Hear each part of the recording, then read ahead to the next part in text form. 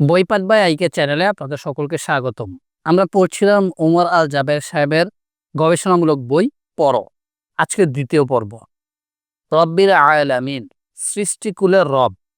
রব শব্দটি যথার্থ অনুবাদ করার মতো বাংলা বা ইংরেজি শব্দ নেই, কারণ রব অর্থ একই সাথে মালিক, সার্বভৌম ক্ষমতার অধিকারী, সযত্নে পালনকর্তা, অনুগ্রহদাতা, রক্ষক, পরিচালক। রবের অন্যতম বৈশিষ্ট্য হচ্ছে কোনো কিছুর মঙ্গল অমঙ্গলের দিকে লক্ষ্য রেখে ধীরে যত্নের সাথে তাকে অভীষ্ট লক্ষ্যে পৌঁছে দেওয়া। যেমন আমরা আমাদের বাচ্চাদের লালন পালন করি, তাদের জন্য যা ভালো সেটা করি, যা খারাপ তা থেকে দূরে রাখি, যেন তারা বড় হয়ে নিজের পায়ে দাঁড়াতে পারে। রব এর আরেকটি বৈশিষ্ট্য, তিনি আমাদের পথ প্রদর্শন করেন। একজন দাসের তার প্রভুর কাছ থেকে প্রথম যে জিনিসটা চাওয়ার আছে তা হলো তাকে কি করতে হবে। প্রভু যদি দাসকে না বলে যে কি করতে হবে, তাহলে দাস বুঝবে কিভাবে তাকে কি করতে হবে এবং কি করা যাবে না। তবে প্রভু দাস এই শব্দগুলো সম্পর্কে আমাদের মনে কোনো ভালো ধারণা নেই। প্রভু শব্দটা শুনলে আমাদের মনের কোনায় এক খানদানি মোচওয়ালা অত্যাচারী জমিদারের ছবি ভেসে ওঠে। আর দাস বলতে আমরা সাধারণত দুর্বল, না খাওয়া অভাবী, অত্যাচারিত মানুষের কথা ভাবি। কেন? কারণ মানুষের প্রভুত্বে স্বার্থ জড়িত থাকে, আর স্বার্থের সাথে মিশে থাকে জুলুম, অত্যাচার। প্রভু দাসের যে ছবিটা আমাদের কল্পনায় আসে, সেটা ইংরেজ শাসনামলের অত্যাচারগুলোর অবদান। কিন্তু আল্লাহর প্রভুত্ব একেবারেই আলাদা। তিনি মানুষ প্রভুর মতো দাসের মুখাপেক্ষী নন। সৃষ্টি জগৎ না থাকলেও তার বিন্দুমাত্র যাবে আসবে না। আল্লাহ নিতান্তই দয়া করে প্রভুত্ব করেন, প্রয়োজনের তাগিদে না। আল আমিন শব্দটির অর্থ সৃষ্টি জগৎ। শব্দটি আল আলাম এর বহুবচন, যার অর্থ জগৎ। আল আলাম এর দুটি বহুবচন আছে। আল আলামিন সকল চেতন বুদ্ধিমান জাতি, মানুষ, ফেরেশতা, জিন। আল আওয়ালিম যা আল্লাহ তাআলা ছাড়া সকল সৃষ্টি জগৎ চেতন বা অচেতন, জড় বস্তু দুটোই নির্দেশ করে। এখন কেন আল্লাহ রাব্বুল আলামিন আওয়ালিম ব্যবহার না করে আল আলামিন ব্যবহার করলেন? তিনি কি সকল চেতন অবচেতন সবকিছু সৃষ্টিকর্তা নন? সূরা ফাতিহা হচ্ছে চেতন সৃষ্টির জন্য একটি পথনির্দেশ। এই সূরার মাধ্যমে বুদ্ধিমান সৃষ্টির আল্লাহ তাআলার কাছে পথনির্দেশ চায় এবং আল্লাহর কাছে নিজেদের সমর্পণ করে। আপনার গাড়িটির সূরা ফাতিহার কোনো দরকার নেই, কারণ তার আল্লাহর কাছ থেকে পথনির্দেশ পাবার দরকার নেই। বরং আপনার এবং আপনার ড্রাইভারের আল্লাহর কাছ থেকে পথনির্দেশ পাওয়াটা দরকার, যাতে করে আপনারা রাস্তায় বুঝে শুনে একজন বিবেকবান মানুষের মতো গাড়ি চালান। এছাড়াও আবিধানিকভাবে আলামিন শব্দটি এসেছে আইন লাম মিম মূল থেকে, যার অর্থ যা দ্বারা কোনো কিছু জানা যায়, অর্থাৎ সৃষ্টি জগৎ। কারণ আমরা আল্লাহ সম্পর্কে অনেক কিছু জানতে পারি সৃষ্টি জগৎ থেকে, আর এই সৃষ্টি জগতে আমাদের সৃষ্টিকর্তার অস্তিত্ব সম্পর্কে নিশ্চিত করে। একটা মোবাইল ফোন দেখলে আপনি যেমন নিশ্চিতভাবে বুঝতে পারেন এটা প্রযুক্তিতে অগ্রসর কোনো বুদ্ধিমান প্রাণী বানিয়েছে, তেমনি আকাশের সূর্য, রাতের আকাশে ৩ লক্ষ কোটি তারা, বিশাল সমুদ্র, কোটি প্রজাতির কীট পতঙ্গ, কোটি প্রজাতির মাছ, গাছ, লক্ষ প্রজাতির পাখি, এই সব কিছু দেখলে আপনি বুঝতে পারবেন এটা অকল্পনীয় জ্ঞানী, প্রচণ্ড ক্ষমতাবান এবং অত্যন্ত সৃজনশীল একজন সত্তা রয়েছেন, যিনি এত কিছু বানাতে পারেন এবং এত বৈচিত্র্য সৃষ্টি করতে পারেন। আর রহমান রহিম, পরম দয়ালু, নিরন্তর করুণাময়। আল্লাহ রাব্বুল আলামিন এই আয়াতে তিনি কেমন প্রভু তার বিস্তারিত বর্ণনা দিয়েছেন। মাত্র দুটি শব্দের মধ্যে কি ব্যাপক পরিমাণে তথ্য আছে তা অকল্পনীয়। প্রথমত, রাহমান এবং রাহিম, এই দুটো শব্দ এসেছে রাহমাত থেকে, যার অর্থ দয়া। আরবিতে একই ধাতু মূলের রাহিম শব্দটির অর্থ হচ্ছে মায়ের গর্ভ। মায়ের গর্ভে শিশু নিরাপদে নিশ্চিন্তে থাকে। মায়ের গর্ভ শিশুর জীবনের সব মৌলিক চাহিদার ব্যবস্থা করে দেয়, তাকে আঘাত থেকে রক্ষা করে, শিশুর বেড়ে ওঠার জন্য সব ব্যবস্থা করে দেয়। আর রহমান, রহমান এবং রাহিম দুটো শব্দ এসেছে রাহমাত থেকে, কিন্তু যেহেতু শব্দ দুটোর গঠন দুই ধরনের, তাই এদের অর্থ দুই ধরনের।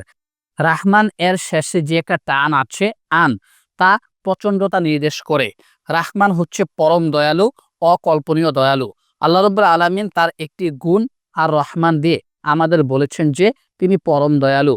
তার দয়ার কথা আমরা কখনো কল্পনা করতে পারবো না। একজন মা যেমন তার শিশুর জন্য সব রকম মৌলিক চাহিদা পূরণ করে, সব রকম বিপদ আপদ থেকে রক্ষা করে, আল্লাহ তাআলা তার থেকেও বেশি দয়ার সাথে তার সকল সৃষ্টিকে পালন করেন, রক্ষা করেন, তাদের মৌলিক চাহিদা পূরণ করেন। আল্লাহ তাআলা তার অসীম দয়া দিয়ে প্রকৃতিতে হাজারো ব্যবস্থা করে রেখেছেন পৃথিবীর সব ধরনের প্রাণীর মৌলিক চাহিদা পূরণের জন্য।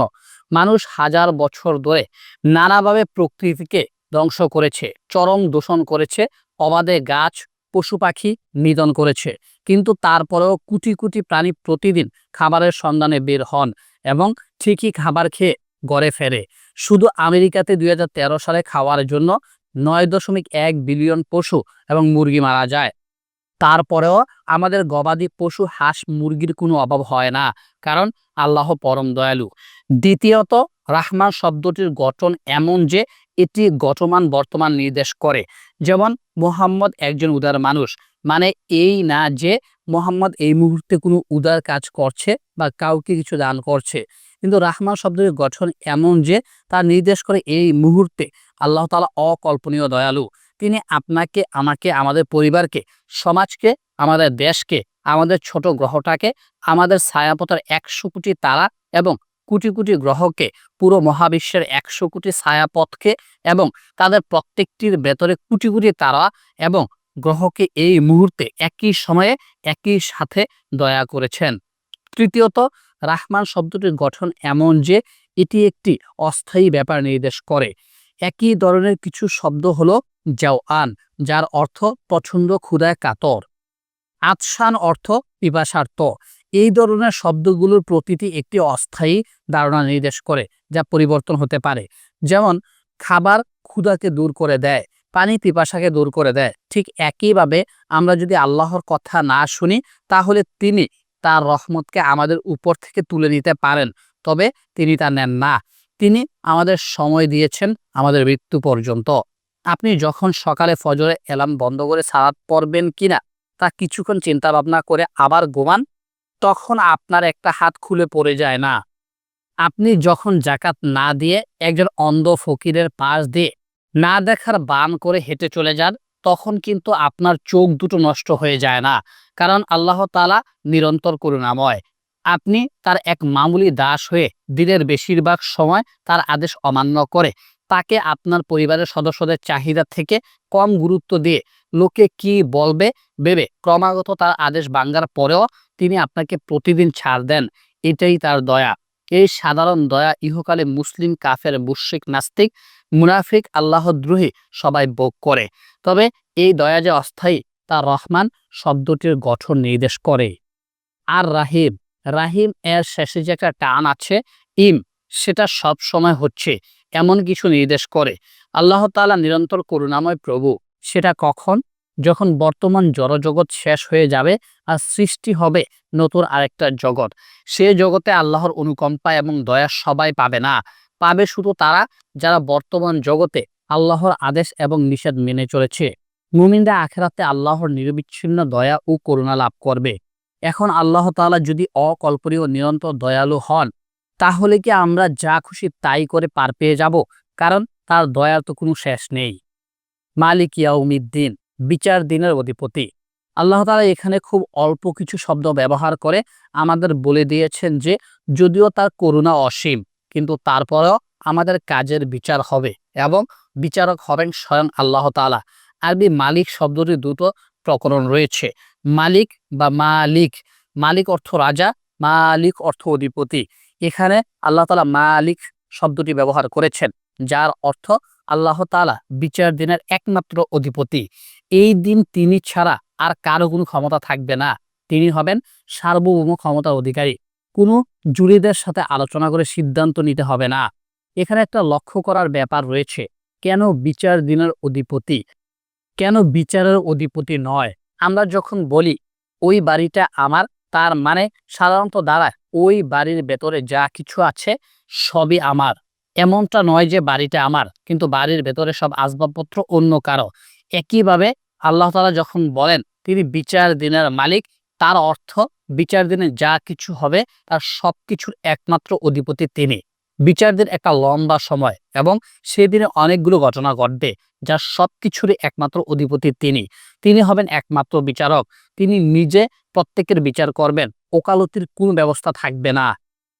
আরবিতে ইয়াউম এর বেশ কিছু অর্থ দিন, যোগ, পর্যায়, লম্বা সময়। যদিও সাধারণত ইয়াউমুদ্দিন সাধারণত বিচার দিন বা প্রতিদানের দিন অনুবাদ করা হয়, কিন্তু আমরা যদি ইয়াউমের অন্য অর্থগুলো দেখি তাহলে এটা প্রতিদানের পর্যায়ে অনুবাদ করা যেতে পারে। এটা যে আমাদের একটি দিনের সমান নয়, বরং একটা লম্বা পর্যায়, তাই ইয়াউমের বাকি অর্থগুলো ইঙ্গিত করে। আরেকটি উল্লেখযোগ্য ব্যাপার হলো কেন আল্লাহ তাআলা এর আগের আয়াতে তার দয়ার কথা বলার পর এই আয়াতে শাস্তির কথা না বলে বিচারের কথা বললেন। এর কারণ কিয়ামতের দিন দুই ধরনের মানুষ থাকবে, যারা আল্লাহর রহমত পেয়ে জান্নাতে যাবে আর যারা তার ন্যায় বিচার পেয়ে জাহান্নামে যাবে। জাহান্নাম কোনো অন্যায্য শাস্তি নয়, সেটি ন্যায় বিচার। তবে আল্লাহ তাআলা কারো ন্যায় বিচার করলেন আর কাউকে রহমত দিলেন, ব্যাপারটা খামখেয়ালির নয়। আল্লাহর ইচ্ছার সাথে সাথে থাকেন তার প্রজ্ঞা এবং ন্যায়বোধ। তাদেরই আল্লাহ তাআলা জাহান্নামে দেন, যারা জোর করে সেটা চেয়ে নিয়েছে, সত্য খুঁজেনি। কেউ সত্যকে সামনে এনে দিলেও ফিরিয়ে দিয়েছে। অপরদিকে যে সত্য প্রত্যাখ্যান করেনি, তার সীমাবদ্ধতাকে আল্লাহ ক্ষমা করে অল্প কাজে অনেক পুরস্কার দেন। জান্নাতীরা আল্লাহর অসীম অনুগ্রহের জন্য জান্নাত পায়, বিচারের জন্য নয়। সত্যি যদি আল্লাহ তাআলা আমাদের ভালো কাজগুলোর বিচার করে সে অনুযায়ী প্রতিদান দিতেন, তাহলে সর্বনাশ হয়ে যেত। আপনার আমার খুব কম সলাতে সঠিক হয়। আমরা সলাতে দাঁড়িয়ে এমন কিছু নাই যা ভাবি না। আমাদের কয়টা রোজা আসলে সিয়াম হয়? আমরা রোজা রেখে মিথ্যা কথা বলি, হিন্দি সিরিয়াল দেখি, সুদ খাই, উল্টোপাল্টো জিনিসের দিকে তাকাই, আজে বাজে কথা বলি শুনি। আমাদের আমলে এত ত্রুটি যে আল্লাহ তাআলা আমাদের কিছু ভালো কাজকে 10 গুণ, কিছু ভালো কাজকে 100 গুণ, 1000 গুণ করে হিসাব না করলে কেউ কোনোদিন জান্নাতে পেত না। ইয়াকা না'বুদু ওয়া ইয়াকা নাস্তাইন। আমরা আপনারই ইবাদত করি, আপনারই কাছে সাহায্য চাই। প্রথম 3 আয়াতে আল্লাহ সম্পর্কে একটি সম্পূর্ণ ধারণার পর আমরা জানি আমাদের মাবুদকে। এখন দাস হিসেবে আমাদের প্রভুর কাছ থেকে কিছু চাওয়ার পালা।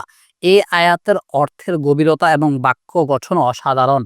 সাধারণত আরবিতে আমরা আপনার ইবাদত করি হবে না বুদুকা, কিন্তু আল্লাহ তাআলা এখানে শব্দ দুটো উল্টো দিয়েছেন।